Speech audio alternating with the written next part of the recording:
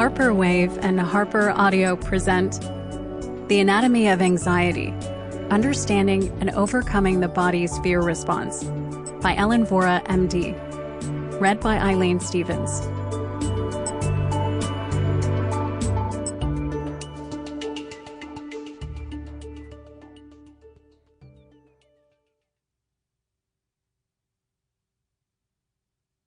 This book contains advice and information relating to healthcare.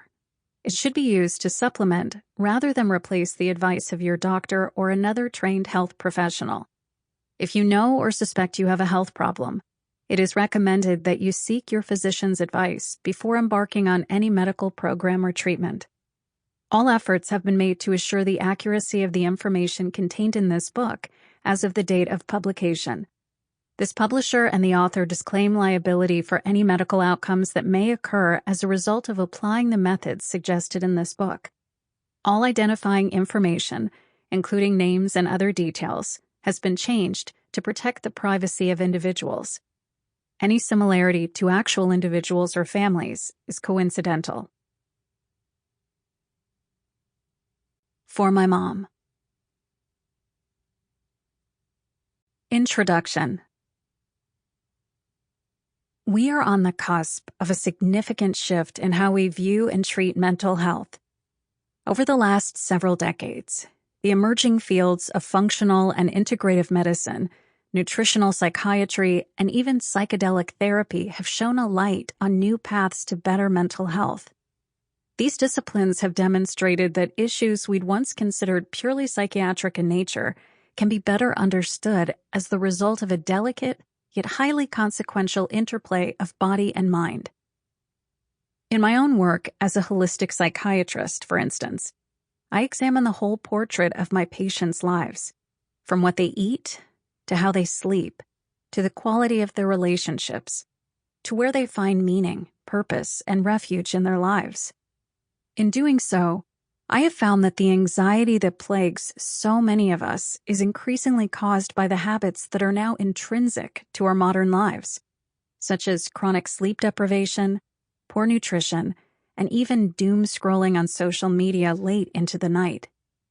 Though these issues may seem too benign to significantly affect the mind, they are capable of creating a stress response in the body, which prompts the release of hormones such as cortisol and adrenaline, signaling a state of emergency to the brain that can leave us feeling anxious.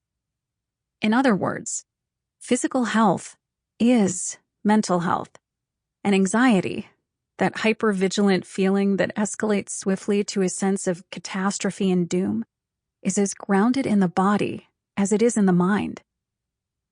This paradigm shift is, in my view, as revolutionary as when selective serotonin reuptake inhibitors, SSRIs, a class of antidepressant medications including Prozac and Lexapro, were introduced a few decades ago. When these medications became the mainstream treatment for depression and anxiety, a clear medical model was presented for psychiatric disorders, and public mental health awareness grew. After centuries of stigma and shame, this came as an enormous relief. It offered the notion that our mental health struggles are not based on our personal failings, but are essentially an expression of our brain chemistry. Now, however, given our increasing understanding of the profound mind-body connection, we have even more avenues to explore in addition to medication for addressing mental health. And in understanding that the body is as capable of informing our moods as the brain is, we have also come to realize that our anxiety is far more preventable than previously known. That is, through relatively straightforward adjustments to our diet and lifestyle, we can avoid unnecessary stress responses and head anxiety off at the pass. There is, of course, a more profound anxiety that exists beyond the physiological, and this feeling of uncertainty and unease cannot be addressed quite so easily.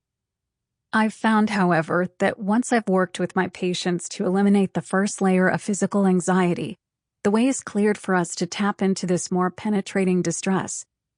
When my patients are able to discern the message of this deep Sample complete. Ready to continue?